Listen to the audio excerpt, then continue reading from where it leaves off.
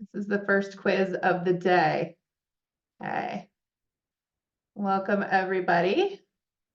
This is your OLLI course. So to get started, we're going to go through some just welcome to the class informational since we are on Zoom.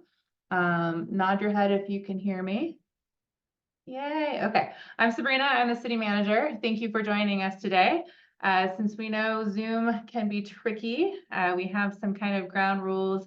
If you have video and have the ability to turn it on, we'd love to see your face. So it seems a little more personal and not just a black screen of names. That would be great. If you can have your mic off while we go through the presentation, that would be wonderful. And then we'll ask you to turn it on during the Q&A.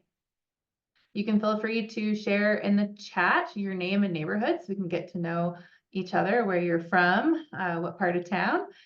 And then if you have difficulties, you can call the number listed below and we will try to sort those out. I know all of us were having some Zoom difficulties this afternoon. I think it is Zoom. Kelly was telling me that Zoom updates tend to be pushed out and then there's difficulty universally. So we're going to blame it on Zoom and not us.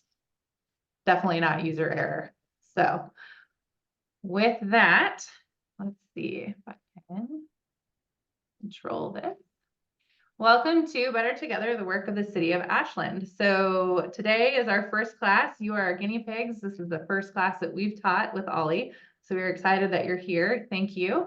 We're going to give you an overview of the city manager's office today. Everyone who's in the city manager's office, what we do, who we are, and we will have some exercises around emergency management as well.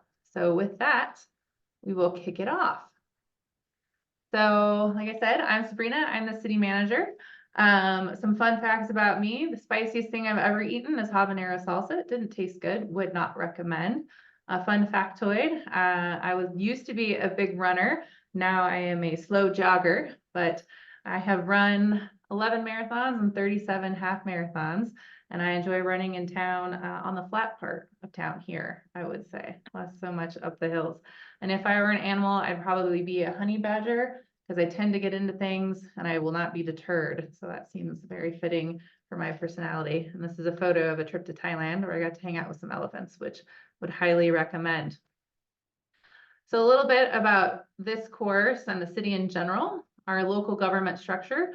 We have a manager council form of government. So we have an elected body, the city councilors and mayor. They are the body that set the policies. So if you've ever watched a council meeting, they are the ones around the dais having the discussion and making the decisions. And then I am part of city staff. I am hired by the council to assist with the implementation of those policies and those decisions. So that is the structure and how we are related. This course is going to not focus on the elected political side of things. We are purely going to focus on operational. So how we take those policy decisions and operationalize them in the city to provide services and programs. So a little bit about the city manager's role. We provide council with info that they need, recommendations, information, things like that. We help implement council's policy decisions. We ensure effective services for the community. Importantly, we support and empower staff. City managers just generally are generalists, and we are lucky enough to work with great teams of subject matter experts that keep the lights on, keep the water flowing, keep the city moving. So staff is a big part of it. We administer the adopted budget. So the council adopts the budget and then we administer the spending of those dollars through programs and services, and then partner and collaborate with other government agencies and stakeholders. So a typical day is not typical. Every day is a little bit different and all over the place. You might have a council meeting on one day, and that includes meeting with elected officials or staff from other jurisdictions, lots of communication with partners and staff, budget review, all kinds of things. So that is what I love about this job, is it's never boring, always fresh. And when I think the day is going to go some way, it never does. It's always a surprise, typically. So that's fun. I would liken it to herding cats most days. So if you've ever seen the world's greatest Super Bowl commercial of herding cats, that is very much what we do here in the city manager's office. So an overview of where the city manager's office lies in the city. So the city manager oversees all of the departments. So in this course, you'll get to touch on most of our departments, I would say. So administration, that's where we're at today in the city manager's office. We also have finance, HR, and legal kind of under that umbrella. Next week, you'll get to learn about our innovation and technology department, which includes GIS, which is our mapping, and our Ashland Fiber Network. Public Works is a big one. Water, sewer, stormwater, streets, electrical. Well, electrical is its own department, but all of our enterprise or utilities tend to fall within those. Of course, we have our police department. We have community development, which is building, housing, code compliance, and planning. And then fire and rescue, which is our wildfire, fire, and ambulance service. We also have a unique city structure where our Parks and Recreation department, they have their own policy board called Ashland Parks and Recreation Commission. And so the Parks Director reports to them, but we work in collaboration daily with our Parks Department folks to provide that service to the community as well. So this is the city manager's office. So we will go through and you'll get to meet other members of the team. So I think what we'll do for right now, if the team is okay with it, I will continue to push the button for the slides and you can just tell me next slide. And then I think, Dorinda, you had kind of a run through to do, and Kelly, you have an exercise. So if I need to surrender control, I can do that. Sound good? Yeah. And that's my actual dog, by the way, in case you were wondering, the round table. That's Charlie. So going authentic. He's part of the team, off-site most days. So Carrick, you want to introduce yourself if your mic is working? Yeah, it's good to meet you. I'll be the first point of contact when you call. I'll answer the phone, reply to your emails, or send them to the appropriate department and try to get your questions answered and your needs met. So it's good to meet you, and thanks for having me. So Eric is a vital point of contact in the city manager's office. He is who you will most likely talk to if you call. He does a great job of getting answers to questions and getting people connected with the correct departments. He also helps a lot with some of the special programs out of this office, like the beautification grant. So just a top-notch team member here at the city. We are lucky and glad to have him. Alyssa, would you like to introduce yourself? Oh, there we go. Hello, my name is Alyssa Kolzinski. I am your city recorder. And just a little fun fact about me is that I used to be a wedding cake decorator before I got into government work. Is that where you learned all your patience? Oh, yeah. So why don't you tell us a little bit about what the city recorder does? What even is that? Sure. So the city recorder is the super exciting office of records retention. So exciting.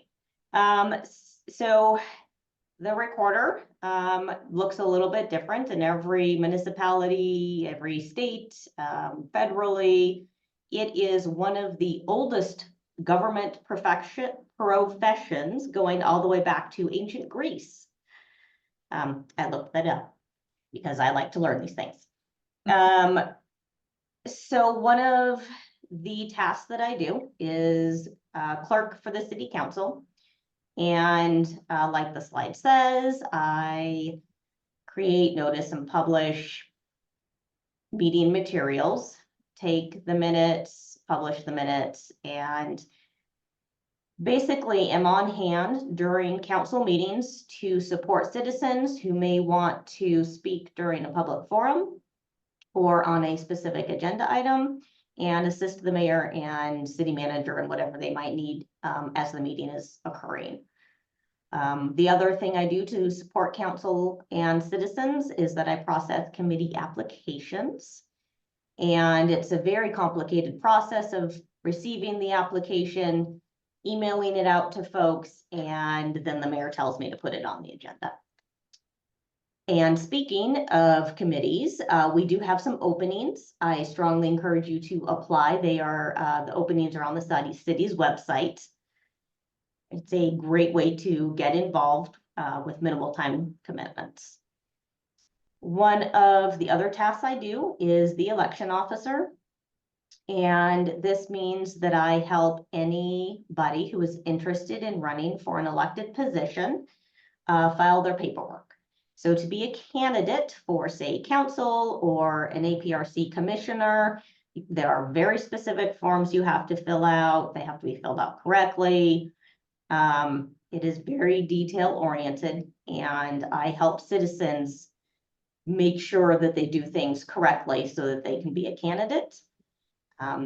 We are in an election year, and you will notice on your ballot in November, there are several candidates, both for city council and for the Ashland Parks and Recreation Commissioner. I also help citizens who may want to put a measure on the ballot to be voted on by all of the rest of the citizens in Ashland. So that in itself is a very detailed process with lots of steps, and I help anybody work their way through that process. The city also puts measures on the ballot for voting, and that requires me working a lot with our legal team. Next slide. The other very important thing that I do is records management. And while not glamorous in any way, shape, or form, that is probably one of the most critical functions of this position. The city uses a software program called Laserfiche, and this is our records management software. It is on our website. You can access it through your computer, through your phone, and it has every agenda, every meeting, every proclamation, Proclamation. Thank you. Ordinance, resolution, the charter in its, iterations over history, the AMC. So there's a lot, that's a really good resource for citizens when you want to look something up. Alyssa, what does AMC stand for? Oh, good question. Ashland Municipal Code. So What is that? This is the rules we live by as an organization. This dictates how we do our jobs, basically. It is a set of guidelines. It can be very specific to very vague. It can be open to interpretation, which is why we have a legal department, or one of the reasons we have a legal department. How is that different from the charter? So the charter is a document that was created when Ashland first became a municipality, and it is a document which dictates how the county will function as, or sorry, how the city will function as a municipality. So it lays out who the elected bodies are, what the composition is, what happens if there's a vacancy. To change the charter, that requires a vote by the citizens, because it is a citizen-oriented document. The Ashland Municipal Code can be changed by ordinance, and ordinances are something that the city council can pass. Does that help? Yes, thank you. If there is a record that you want that you cannot find, that is what records requests are for.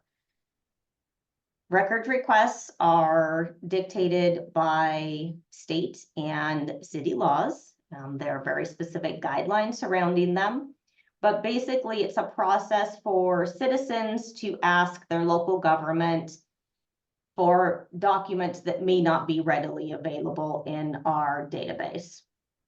Sometimes there's a fee associated with it, depending on how much staff time might be needed to pull those records. But as a municipality, we have a high level of transparency, and you just fill out a form. Again, it's on the website. It comes to me, and I assist that process in getting whatever information you want back to you. One of the other super exciting tasks I do to support our local businesses is process liquor licenses. And this is done in coordination with the Oregon Liquor and Cannabis Commission. And most licenses, whether they're annual, meaning like a bar, any bar in Ashland is going to have a liquor license. They apply for it. It goes through a intercity process for approval. And once approved, it goes to the OLCC, who does the final approval. We also have temporary licenses, and those are for one-time events. So for example, over the weekend, last weekend, you may have noticed there was the Brew Festival in Medford. That event would have had a specific permit associated with the duration of just that event. And so a large portion of what my office does is escort those applications, making sure all the approvals are collected by the city. There is a small fee, and then it's called a local endorsement. So I literally sign a piece of paper saying the City of Ashland supports this application, and it goes to the OLCC, and they do their piece. The city recorder's office and the duties associated with it are strongly regulated by state, county, and city laws. There is nothing glamorous about this office, but it is a very important position. And just in summary, unless Sabrina, you have any other questions I missed, thoughts? Oh, I was just gonna, just of note, if you're wondering how many records a city like ours would have, it's hundreds of thousands. So when we're thinking of records, it's everything that's easily accessible, like in Laserfish, like our proclamations and ordinances and charter. But then we're also responsible for things like personnel records, holding on to, old plans, things like that. And some of our documents that we have in storage are originals from 1884. So the recorder's office holds quite a lot of interesting historical documents, as well as our newer things. And every record type has associated record retention law around it. So it's quite complicated in terms of how long you must retain it, how it can be destroyed. Some records we must retain forever in perpetuity. Some records are at least 100 years, like personnel records, and then some things are, 2 years, 3 years. So there is a whole records retention schedule that goes along with that, which one thing you will learn throughout this class is just how big of government nerds we are, because we think things like records retention schedules are interesting. So it's a good thing that people like Alyssa are here at the city, so they can keep us on track with that. So yeah, and just an interesting point, the City Hall has an actual vault in it that is extremely secure. It's like one of those old school bank vaults that you would see. And in it are all of the original documents from when the city was first formed. These are all in paper form. A lot of them are handwritten. And this is a special room for those documents. And we have historically tried to scan some of those in so that they are available digitally. But that is just going to be sort of an ongoing process because there are quite a few. And like I said, these records go back from the inception of the city. But, being a government nerd, I like going into the vaults, and I might be in there to pull a quick piece of paper, but I usually spend more time just looking at the very interesting things in there because there's old newspapers in there too. I don't think the vault is necessarily open to the public. I've never had anybody ask, actually. I don't know. No, not typically, just for security purposes. Yeah. But if you like Alyssa said, if you're looking for an interesting old document and want to put in a records request, that is something that we can find and scan and get you a copy of for sure. So, all right. So by this point, you might have some questions. We're actually going to hold the questions until we get through the whole presentation to make sure we can get through everyone today. And then the whole back half of the class will be all of the Q&A for any one of us. So thank you, Alyssa, for going over the recorder's office. Next up, we have our communications officer, Dorinda. Want to introduce yourself? Yes, I do. Hello, everyone. I'm Dorinda Cottle. I'm your communications officer, and I've been in this role for 2 years now. And prior to that, I was with Ashland Parks and Recreation for 18 years. And I have to admit it, I'm addicted to self-help books. I try to read more fiction, but I just can't stop myself. I'm always grabbing a self-help book. I also love cycling and really any sort of workout. I try to work out every day. I love to journal, and lately I've been journaling and doing so in cursive, which is an art form in itself. I also like the color orange, but not necessarily to wear that color. I like it to use it for decorating. It's a nice punch of color. So I am going to talk today about communications, and let me share my screen here. All right, I'll stop sharing, yeah? Okay.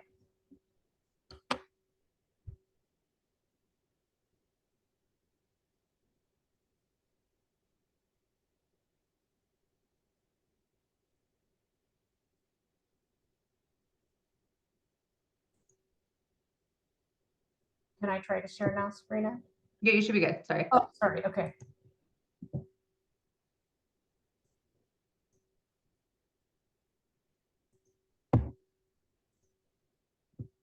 Okay. Can you see my screen? Okay, great. Okay, so our goal is to be transparent, inclusive, and provide opportunities for civic engagement. My role is to assist with the flow of information from the city manager's office and city council to the citizens so that you are informed and can engage with us in whatever way is comfortable for you. I'd like to demonstrate our communications by giving you a tour of our new website, which is our #1 communication tool, with at least 70% of our residents obtaining city information from our website. Our website is really the repository for everything we do, and it's the primary source of city information, from agendas and minutes to archived files to budget information to doing business in Ashland or paying your utility bill. Hey, Dorinda. Yeah. Could you make your slideshow full screen and then maybe talk a little louder? I'm having a little difficulty hearing you. Yeah. So I'm at full screen. Maybe zoom in a little. You could. A little bit. Yeah, there you go. Thanks. Okay. And then I will try to talk louder. Is that better? Yes, thank you. Okay. So I first want to highlight transparent communication. We strive to provide clear messages about our policies, decisions, services, and public matters to ensure that you have access to all relevant information. A website with intuitive navigation that is user-friendly, well-organized, and designed to help you quickly locate what you need without confusion is a key tool in enhancing transparent communication. I'm going to go to our homepage. So can you all see our new website? Okay. This is our new website, which we launched in May, and I'm going to show you our navigation so that you know how to comfortably move around the site. And in preparation, just a little background, in preparation for the new website, we studied many city sites and we looked at the analytics of our old site to help us develop our navigation. And our top global navigation, which you can see here at the top, is residents, business, experience Ashland, which is more geared toward tourists, and then government. And under government, you can find things like city departments, a city charter, public meetings, and so on. And then we have I want to, which is really an abundance of insight. There's a lot there. So below the global navigation are these drop-down menus, and that's called our mega navigation. And these are really intuitive pathways for how people might look for information. And as you go through and you're looking at these menus, you might notice that there's redundancy in the menus, and that's really by design, because not everyone searches for information the same way. We all have different thought processes. So a good example of intuitive navigation would be accessing information on our climate, energy, and conservation programs, which really could have been a challenge to find because climate and energy is under our electric department according to the budget, and water conservation is under public works according to our budget. So you might not know to go to those departments. So we brought those three together, and they're accessible in a variety of ways via our intuitive pathways, and I'm going to show you a few. So for example, under residents, you can see climate, energy, and conservation. It's also under I want to, and then find. And then on our home page, it's here in one of these graphic tiles, which I'm going to talk more about in a minute. And we also have a feature on the home page. It's a tabbed feature, and it offers quick access to popular requests. And the climate, energy, and conservation is actually under apply because they have so many wonderful rebates or incentives. And so when you go to this page, you can see the different incentives we have available. And you're also going to notice that we have these call to action buttons on the website. And so these are really quick ways to access information. So for example, here's the application where you can apply for rebates. And going back to our homepage, the top 4 analytics of our old site, and it still holds true for the new site, are public meetings, wildfire, parks and recreation, and utility billing and making a payment. And all of those are well represented on the website, and they're accessible in a variety of ways. We also have a robust search feature. So if you don't want to navigate the pathways, you can just simply type in what you're looking for up here. And so we have these main buttons right here, and these buttons carry over to every page. And right now we're on the home page, and between these buttons and these graphic tiles here, we actually cover those top 4 analytics. So the things that people are really interested in are right here on the forefront. So we have public meetings, pay your bill or utility customer service, and then wildfire and parks and recreation. And then scrolling down a little bit, we have our latest news. And these are actually in, they're split into 2 categories. So we have city news, which is what we're on right now. And these are all of our latest news releases. And it's set up in a carousel format, so you can toggle through here and you can see all of our news releases. And we, on average, we put out about 2 news releases per week. And then jumping over to spotlights, these are things that are more long-term. They might be up here for a really, really long time, and they tend to remain static. So for things like register for a Parks and Rec program, or our Curiosity Q&A feature, which I'm going to talk a little bit more about here in a minute when we get to community engagement. And again, the spotlight has the carousels, so you can toggle through and see what's available. Okay, and scrolling down a little bit more, we have our upcoming events. And these are in 3 categories. We have public meetings, events, and then senior events. And we ended up adding this 3rd category for senior events because they have so many awesome programs that it really warranted them having their own category. And I'm going to touch on senior services a little bit more when we talk about inclusivity and support. So that is a really quick tour of our navigation, and I hope I've demonstrated that good navigation and easily accessible information are important in providing transparent communication. So next, I would like to talk about community engagement and the variety of ways that you can interact with us. And I'm going to go over to our Stay Connected page. And again, there's a variety of ways to get there. I'm going to get there via the button here. And I first want to highlight our Curiosity Corner. And this is a Q&A feature. And we probably get at least one question per day. And when you click in here, you're going to see a call to action button. So this is an online form where you can submit your question. And you can see what others in the community are asking. And the latest question will always be on the top. And I think there's about 16 questions that we have active right now. And you can click in there and see what others are asking. Okay, going back to our Stay Connected page. You can contact council, our commissions, our committees, or staff. And I'd like to highlight how to contact the city department. And I'm going to use the city manager's office as an example.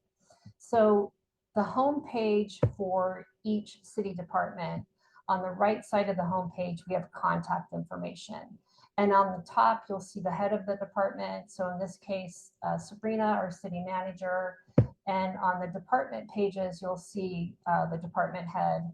And there is an email to either email that person directly, or often there's a generic email, and then that email goes to multiple people in that department, and you'll get a response from them. Going back, you can also contact City Council all at once, or the Parks and Recreation Commission all at once. These are our two elected bodies. And I'm going to click into City Council and just give you a little demo. So again, here's the call to action buttons. Contact council here. This is our online form, so you can contact the entire body all at once. Or maybe you just want to email somebody individually. And so we have each of them listed here. And it's the same on the Parks and Recreation Commission page as well. Okay, going back to our Stay Connected page, you can also reach out to our Planning Commission or to our committees. And the people who serve on these bodies, they are volunteers, so we don't have their direct emails like we do for City Council or Parks and Rec. But you can click into either one of those, and there is either a form or an email to reach out to the staff liaison if you have questions about the Planning Commission or a particular committee. Let's see, periodically we have surveys. We have 3 of them right now. And Jordan might talk a little bit more about this one, but I just wanted to highlight different forms of community engagement. So we have 3 right now. One is the Ashland Community Survey that is just launching, and it will look at livability in Ashland.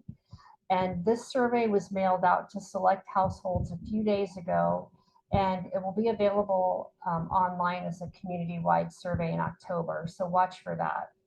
We also have a pool survey and one for pickleball on our Parks and Recreation pages. Other ways to engage with the city include comment periods on proposals, in-person opportunities for engagement, such as an annual town hall gathering that we have every January.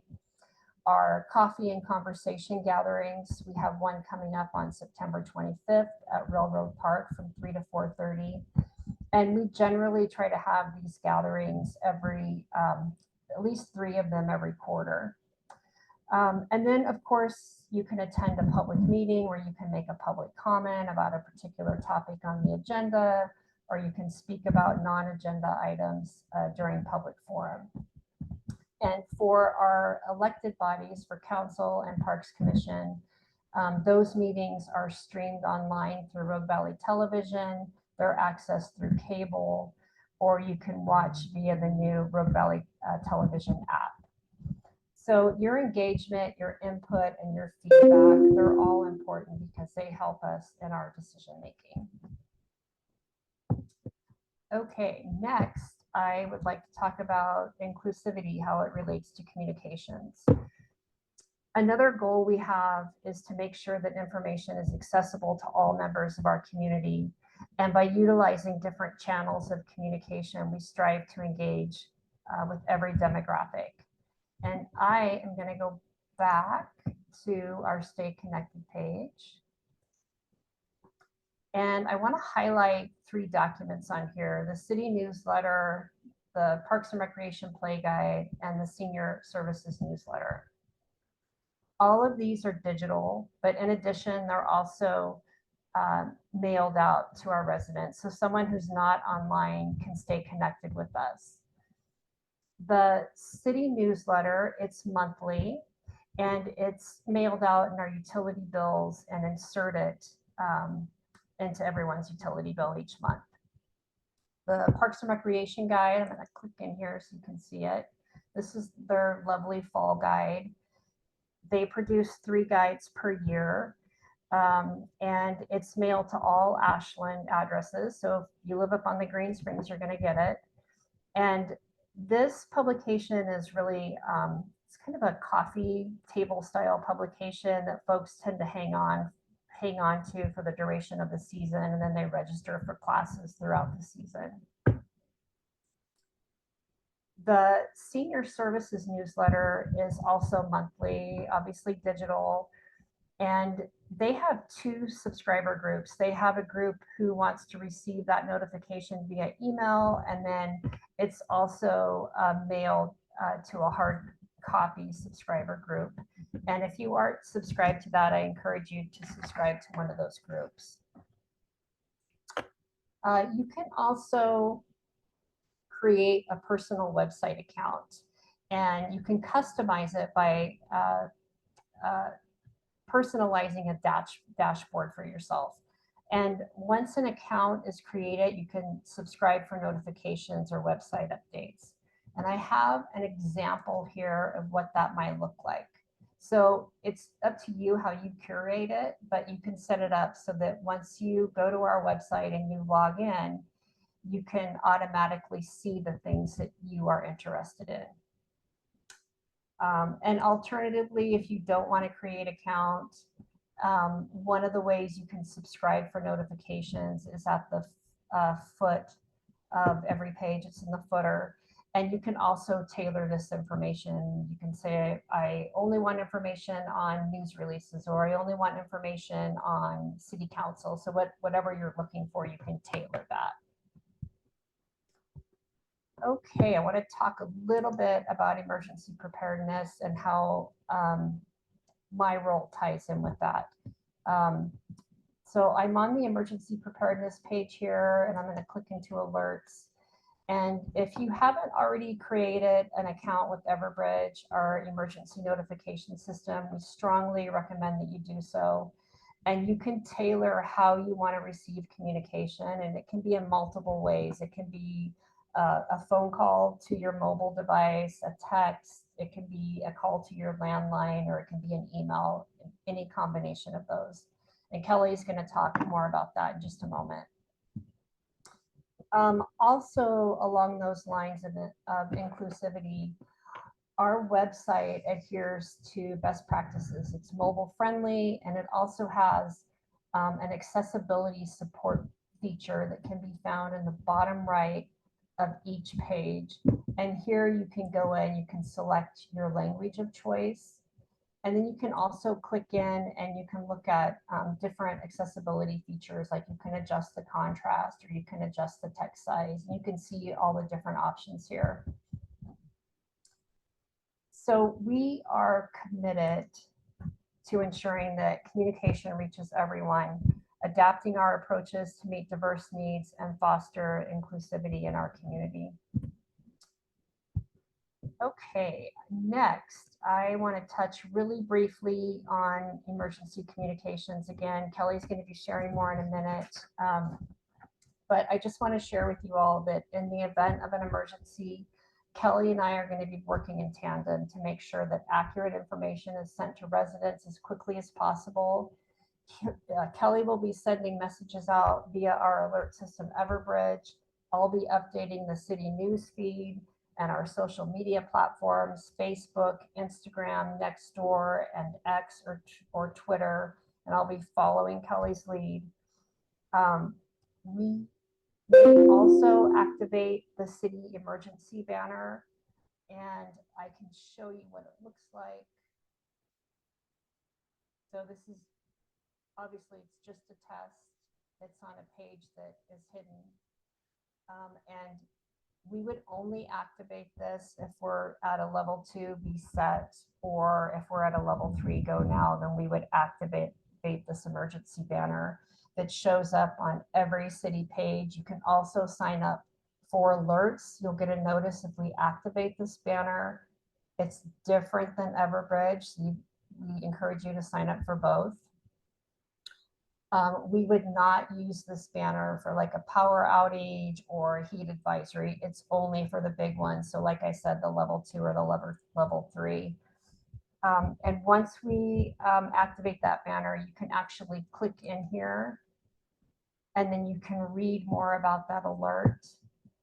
And if you click on read on, then it gives you the capability to view images that we've posted.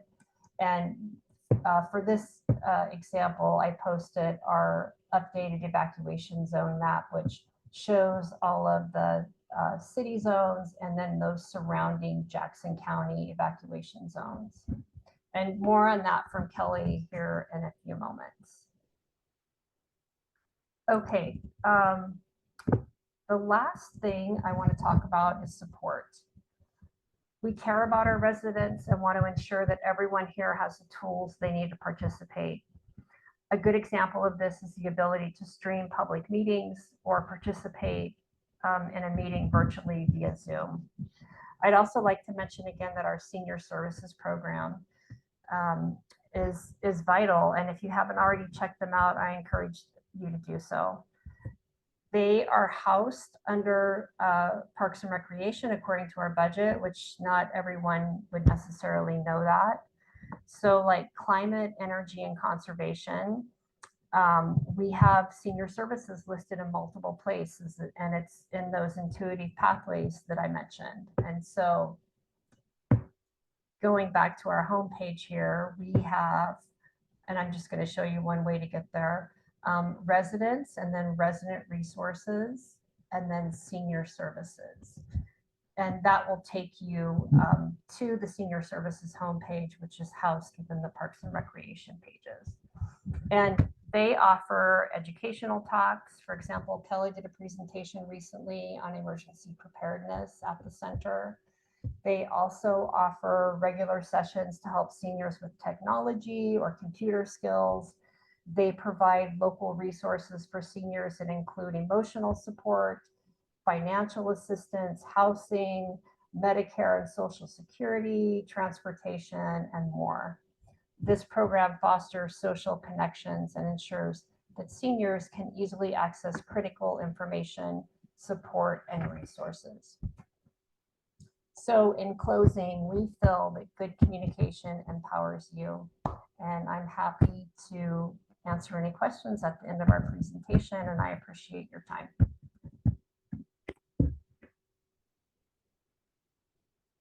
Thanks, Dorinda. Besides the website, what other platforms can people find out information about the city? Yeah, I would recommend going to our social media platforms. We have Facebook, we have Instagram, we have Nextdoor, and we are on X or Twitter. Perfect. All right. So next up, we want to introduce Jordan. Maybe. Hello, everyone. Can you hear me? Yes. Perfect. Spell myself. Hello, all. Welcome. I'm so happy to be here and join you for OLLI. I've heard wonders of OLLI, so it's really fun to be participating in a class with you all. So my role here at the city is as Economic Development Specialist. We'll get into what that is, but I really want to share my peak moment in life, which is I was doing an exchange program with Guanajuato because I went to Ashland High School, did that exchange program. and I sang Billy Ray Cyrus's song Achy Breaky Heart as part of their talent show. And I got my one and only standing ovation. So, you know, if you have parties, if you're throwing an event, invite me. I'm a one-hit wonder. I'm ready and willing. Sabrina, I'll have you go ahead and hit click and move forward. So I did not realize I put an animation on that one, but I did have a photo. And we just welcomed our first kiddo, our little daughter, 3 months ago. So I'm doing what I can for the economy by bringing more people into the city. So the official description of economic development is that we bring financial and business resources to our community to stimulate growth and foster a stable economy. Mouthful of jargon. What we're really working to do is we're trying to attract and support diverse businesses that can provide living wages for our community year-round. No easy task. You know, the chamber has been our main driving economic development force for the past few decades. But this city council and Sabrina, you know, after COVID and after wildfire smoke, we're really recognizing the city would like to play a stronger role in helping foster those outcomes for us. So since I am in a new position, what I'm really focusing on right now is building relationships, listening to the different needs of all the different stakeholders and looking at data to help us really understand the impacts that we want to have. And then of course, take action. We can plan all day, but it really takes getting out there and testing stuff. So Sabrina, I'd love to go to our next page to see what actions are we taking really in the next 3-month period at this point, 3 to 6 months. These are some current projects that I am working on. And really these activities are to increase tourism. Why are we focused on tourism right now? It's because we have tourism dollars that we can use to really make things happen. And those tourism dollars come from our 10% transient occupancy tax or transient lodging tax, where if you stay in a hotel, you pay an extra tax, and that extra tax comes back to the city to help us promote tourism. So Sabrina initiated beautification grants. I don't know if you all have noticed the beautiful awnings downtown, the new painted buildings, trash cans, which, you know, are still a hit or miss come to the community, but I love them. That's all through our beautification program. I'm also working on event improvements. How can we make events easier to happen and bringing in more folks to help get people into our town and spending money at our local businesses? We're looking at infrastructure improvements. How can we make our town more friendly for pedestrians, for bikers, for visitors? How can we make the band shell easier to have larger scale events at? And then ultimately, what action plan do we want to put in place for how we're going to use tourism dollars in the future, so we can really make sure we're investing that money for the most bang for our buck. More projects to come, and happy to answer any tourist related questions, especially at the end of all of our presentations. Thanks, Sabrina. Thank you, Jordan. Last but not least, we are going to transition to Kelly. Introduce yourself. Hi, Kelly Burns, City of Ashland Emergency Manager, formerly with Ashland Fire for 31 years plus. And OLLI, I've been waiting to come and talk to you. I'm glad to finally be here and that we get to see each other. I'm very impressed with the programs that OLLI does, and proud to see so many of our local citizens in there. I have to give my fun fact is my grandmother was the dean of girls at the local normal school here, and her name was Ida Burns, and she raised 5 boys pretty much on her own. My dad was the firstborn, but one of her claims to fame was that she carried around the ruler that was 6 inches long that would measure your skirt to make sure it was far enough down to be a legal skirt at school. She was also a typing teacher. And a really neat lady, but I have to give her credit is that because of her, I make the best chocolate chip cookies in the world now, because that's what she would do. And maybe if we get to know each other, I'll show you what the secret is. I'll let you behind the curtain. So just a thought, Kelly, you could bring some of those in and we could have backed you up by tasting them, but you failed to do that. So I can't confirm this statement. Okay, carry on. Next slide. So I worked for the fire department for 31 years, and I was the initial incident commander of the Alameda event. And I've been trained in lots of things in the fire department, especially at command level things. And the fight at the Alameda, I was trying to get more support from our city government because we didn't have that many firefighters, right? And so we were going to need some support. And there was some institutional training that was done a decade or so ago, but some of that knowledge was lost. And from the Alameda, I was taught by an old fire chief that if everybody's out fighting the fire and the cops are all out doing their thing, who's minding the store? That was his line. That was Keith Woodley, a former chief. And I've always thought being an emergency manager is just like that. When everyone else is out doing things, someone is minding the store for everyone else. They're supporting what's going on out in the field, and they're taking care of you all, trying to get you a place to go to be safe and to get water and bathrooms and food and things like that. But they're also building a team that can help do that because, in case you notice, I'm just one person. So a big part of my job is outreach and training. And as a firefighter, I love training. So you'll see this circle of life on the screen there. That's kind of the emergency management wheel of how we do things. And so while preparedness is green, preparedness is all the time. That's all the outreach we can do. That's all the resources we can feed anyone and everyone, businesses, schools, you all. Response is kind of what everybody thinks about, because that's what, that's when you're doing the action to try to stop things from getting worse. That's probably the best way. I don't think I've ever said it that way, but that's how it is. And so response is also things that emergency managers work with, help with. Recovery, there's this big push in the United States because we have these disasters, but then we're left with the disasters. Disasters start locally and they end locally. And so communities are trying to figure out ways to better recover from these. You need economic sustainability. You need human sustainability for all the things we enjoy in Ashland or around the valley. We want to be able to go, we don't want to go back to normal. We want to be better, but we don't want to lose the things that make this community wonderful to live in. So think about your electricity, your drinking water, your internet. Here we are. What did we do without the internet? I don't even remember. And then mitigation. This is a word that government people use this word. It just means doing the things ahead of time. And that's the way I like to say it, because when somebody tells me they're going to mitigate something, I turn my head to the side like a dog trying to understand it.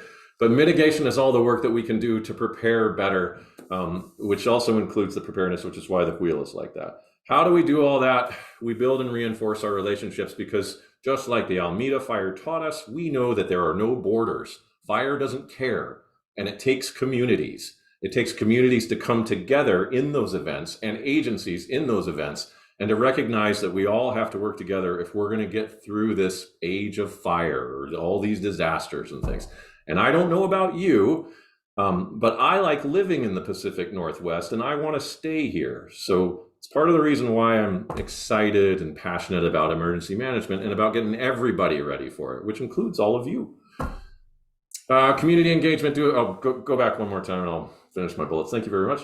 Emergency communications, everybody needs just one more username and password for a system you got to sign up for. You do, and that's signing up for an Everbridge account, finding some way for you to receive those emergency communications that in a no-notice event, like a fire. If we lived in the Southeast, we might have a week to prepare for a hurricane. Fires don't schedule themselves, and they certainly don't tell us where they're going to start. And so we're trying to come up with ways to let you know when you might need to be able to plan for or get out of the way of danger. All right. And finally, recovery and support is ongoing. Planning and training is also ongoing all the time. It's one of the reasons why I like this job. Next slide, please. So I need everyone to understand that when you call 911 in a big event, if there's a big event going on, there may be no responders coming to help you. And so your job right now in the quiet times, in the easy times, is to be your own personal emergency management expert. And so there are plenty of resources out there, and I've tried to find the best of the best. And so I've linked things. If we share these slides, great. If we don't, I'll put some in the chat. If you know how to get to the chat and then click on those, I highly recommend it. I'll try one out right now. Here we go. And for those of you that are new to Zoom, it's time to learn it. I threw one in that I always ask this question. Does anybody know what FEMA stands for? Anybody? It's FEMA, right? It's few expect much action. However, in the last couple of years, there's been some leadership change as well as some better resourcing. And so all of their lists and plans that they put on ready.gov, which I'll highlight that here. Just 1 second. I'm going to put that in the chat as well. Look at all the Zoom education we're getting today. Ready.gov is a great resource. And so our city web pages for emergency preparedness will reference those as well. Working with Dorinda, I actually prefer our city web pages for resources, but I'm aiming people towards the plans that are on the FEMA website, ready.gov. The other pieces on here are, of course, creating an Everbridge account. It's time to do it. And then plan and practice your evacuations. If you click on any one of these, if you receive the slides, it'll take you where you need to go. I don't like multiple clicks trying to get to something, so I tried to make them direct. Next slide. So those were my 2 slides that I was supposed to share with you to tell you a little bit about what I do. And mostly, though, what I do is I try to engage the public to figure things out for themselves, to problem solve. I don't know about you, but I like doing crossword puzzles and Sudokus. Like, my brain likes to solve things. I imagine some of you do too. Anybody like doing puzzles? Right? Okay. So let's exercise your brain a little bit. They said there wouldn't be a quiz, but there is. So if you have something that you can write with, or if you're very good at remembering things, but this is our exercise, we're going to play a little pretend scenario. On August 30th, thank goodness we're past that, at 2:30 p.m. 2024, on a hot August afternoon with a strong east wind blowing gusts up to 30 miles an hour, a human-caused wildfire. Remember when fires just started from lightning? I do. Fire and law resources responded. Evacuations and emergency notifications were sent. All of you now have an Everbridge account. Zones 1 through 4 and 6 through 10 are a go now. And if you are among a group that says, what's my evacuation zone? It's fine. You're going to learn about it. Partially on the map there, you can see a little picture of it. So this is your scenario. This is happening right now. We are at August 30th at 2:30, and now we're going to advance to 2:40. Because in a no notice event, I'll go back one more so we can read all that wonderful text I wrote. So not only did you receive an emergency evacuation notice, but now you notice law enforcement is going door to door. They're using their PA systems. They're ordering everyone to evacuate immediately. Go now. You just heard an announcement from an officer, and you received another evacuation notice on your cell phone, and you got a phone call from your old landline that you still have that's telling you the same thing. All right, now I'll go to the next slide. So this is our fire, and I'm terrible at Photoshop, but the red is fire, and it's blowing into town. And remember, it's very windy, just like the Alameda day. Let's go ahead and go to the next one. Here's where you come in and start doing your work. What questions does this event elicit? If you are thinking about the scenario you're in right now, you're going to have some questions you need answered so you can take action. So I'm not going to give you a full 3 minutes because I like to keep people moving, but I want you to write down a couple of things of like, wow, if I did get that evacuation notice, if I didn't get it on my phone, but my neighbor told me, or I heard it from a cop, what are the questions I need answered right now? And I promise you there are no bad answers. So write those down. Think about those. Think about what you need answered. You might even think, what did I do with my pets? There's a good one. I'll give you about another 30 seconds. And I like to see, this is why I like, if you turn on your camera at Zoom, so then I can see that you're actually writing something. All of you that are hiding behind your screens. All right, that's enough time to think about it. I'm sure you've got some good ones. Let's go to the next one. If you wrote down multiple questions, the next piece is organize your questions. Organize them into categories like who, what, how, where, and if it doesn't match any of those, then an other. And again, there are no wrong questions. This is solving the problem, right? Who might be, wow, I'm at a OLLI meeting in person, but my family member, my trusted family member, is at home. And who was it that told me the message? And do I trust them? Was it a reliable source? I don't know. What do I need to do right now? How do I get out of here? If I'm supposed to evacuate, have I practiced that? All good questions, right? We had one, I did a scenario like this with the seniors, and I think one of the questions was like, when's dinner? They were thinking about the meal that they were going to try to make if they had to evacuate too. It's a great question. Yeah. What are you going to bring with you? How are you going to manage that? I am close to an Italian family, and they all think about food all the time, even in these situations. All right, last one. Last question for you as you work on this, as we work with you on this, as I work with you as your emergency manager, is what are the most important questions you need answered right now? And I want to push you a little bit. If you've got a list of 10, identify the top 2. Emergency preparedness does not all have to be done all at the same time. That's too overwhelming. The world we live in right now is overwhelming. Take things in small bites. Take a day or an hour just to answer one of those questions, and then do the thing you need to do to solve that problem, and then go to the next one and pat yourself on the back if you do that, because little steps will add up. So why don't anyone who is willing to share, if you could type your top 2 questions in the chat box so we can all see. I see one here is, which direction is the wind blowing? Great question. Sure. Yeah, which way is it going? Those of you that have lived in the valley for some time, you know that in the morning, the wind is typically blowing towards Medford. And in the evening, Medford heats up and something turns around and it starts blowing back towards the south end of Ashland. That's the normal wind pattern. So another one is, where is the nearest evacuation route to me? Yes. So consult our map. That's the Know Your Zone map that shows the Ashland zones. It also shows just the outside zones of like Jackson County zones, which are brand new this year. Yeah, and which way do you go? Excellent.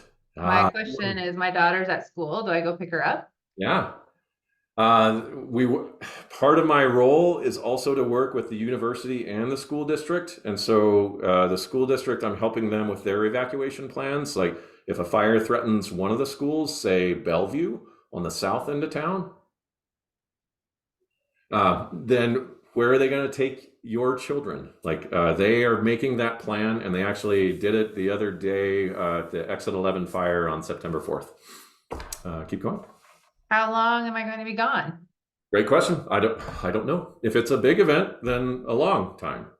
And then so the state, Oregon State and FEMA, right? Two government agencies responsible for trying to give us help and resources. The state has also recently undergone a leadership change, and they're putting out better information, but they recently said, I think most people know that you're supposed to be ready 72 hours. Be ready 72 hours. The state just came out and switched it all and said 2 weeks ready, which seems like a long time to me.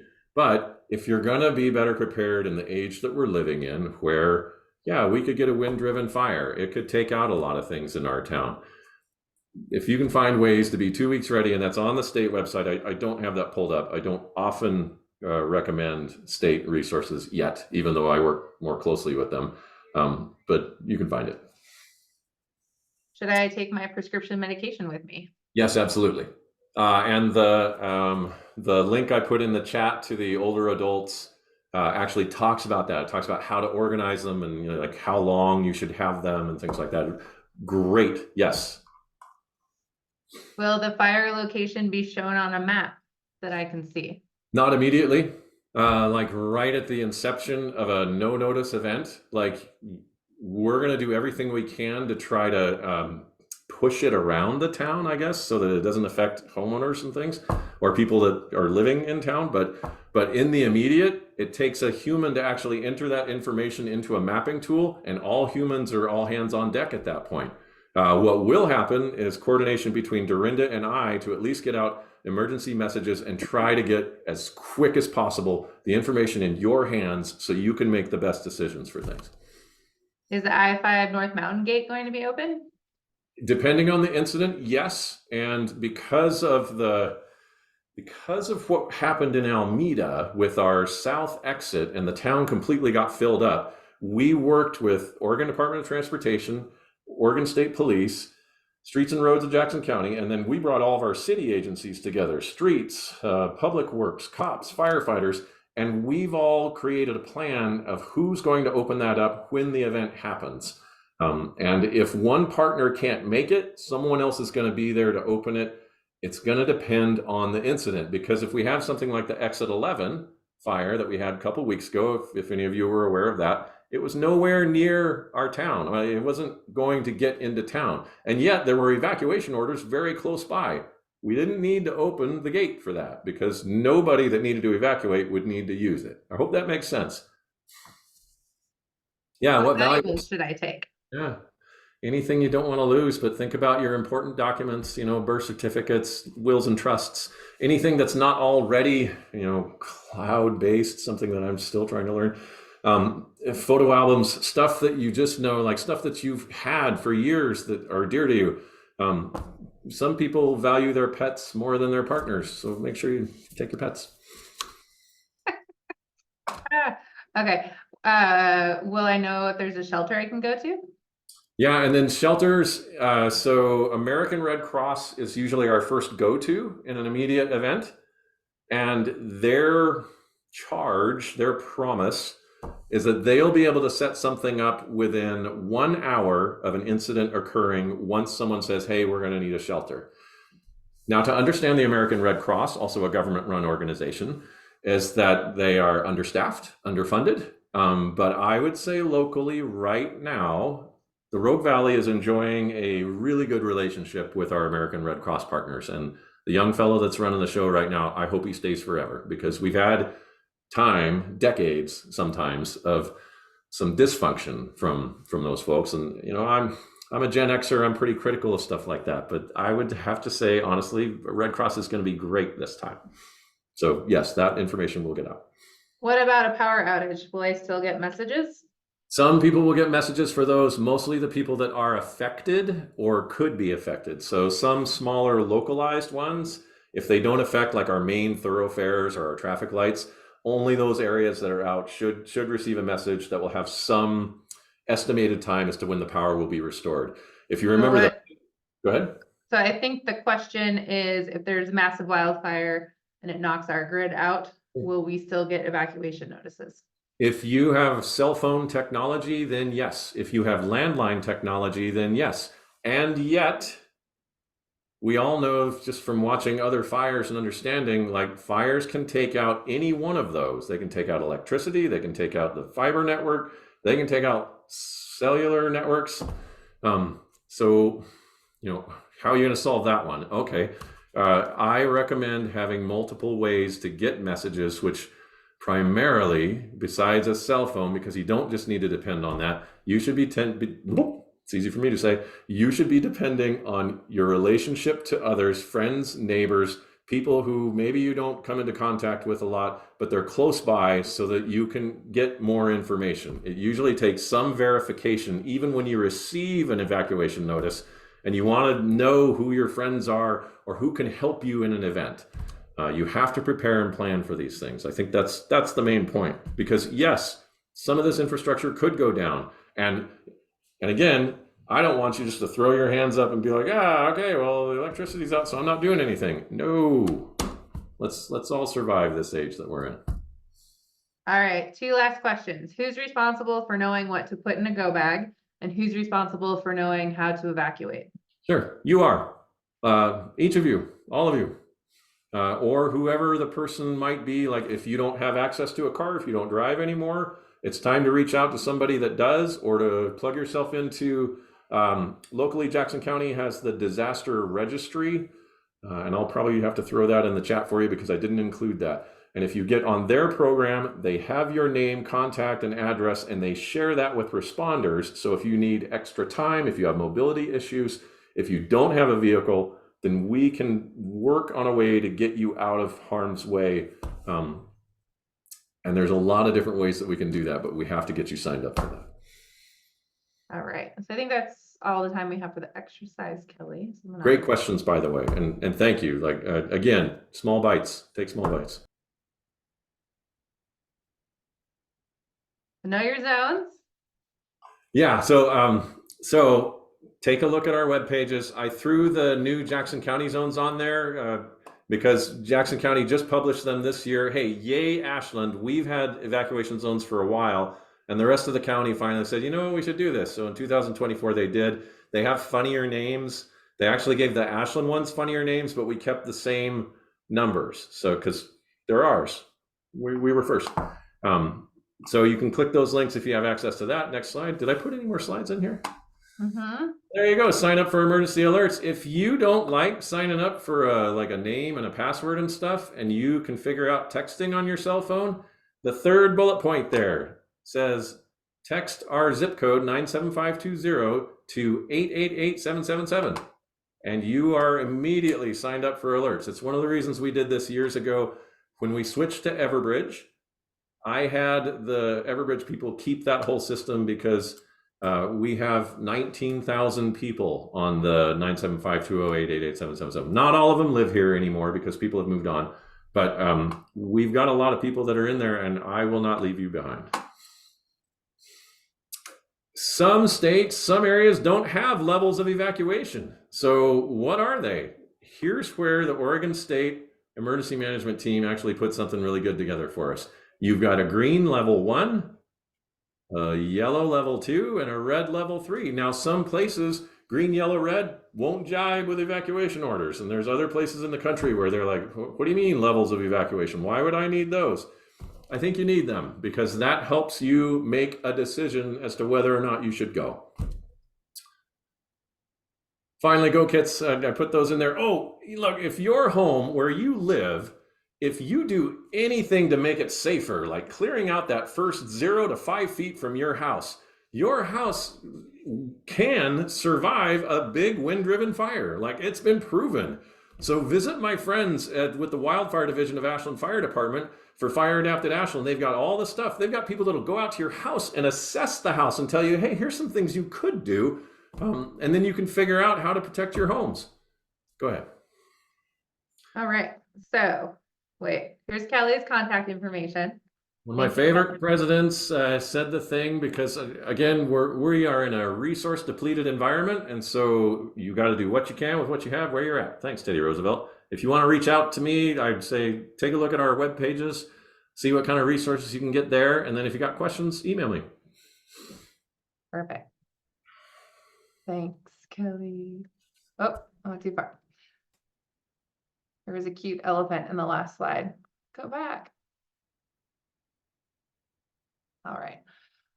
So that is our prepared presentation for you all about the city manager's office. So for the rest of class,